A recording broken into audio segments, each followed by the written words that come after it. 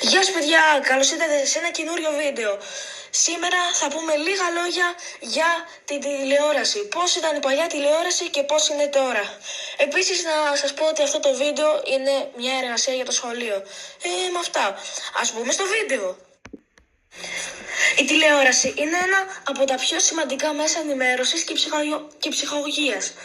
Στην εργασία αυτή θα δούμε πώς ξεκίνησε, ποιοι βοήθησαν στην εφεύρεσή της και πώς εξελίχθηκε μέχρι να φύγει, μέχρι να γίνει όπως τη γνωρίζουμε σήμερα. Στα τέλη του 19ου αιώνα, οι επιστήμονες άρχισαν να ψάχνουν τρόπους για να μεταφέρουν εικόνες από μακριά, όπως ήδη έκαναν με τον ήχο μέσω ραδιοφώνου. Οι πρώτες ιδέες βασίστηκαν στη χρήση του φωτός και του ηλεκτρισμού. Το 1926 ο Σκοτσέζος εφευρέτης Τζον Λόγκι Μπέρτ κατάφερε να παρουσιάσει την πρώτη τηλεόραση που έδειχνε κινούμενες εικόνες.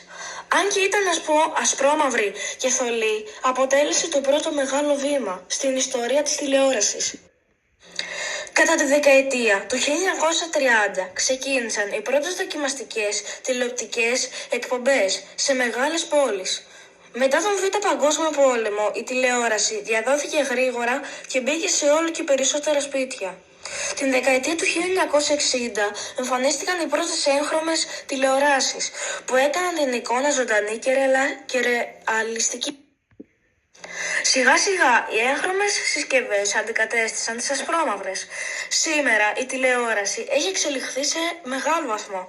Είναι ψηφιακή, έχει επίπεδη οθόνη, μεγάλη ανάλυση και μπορεί να συνδεθεί στο διαδίκτυο για να βλέπουμε ταινίες, σειρές και βίντεο όποτε θέλουμε.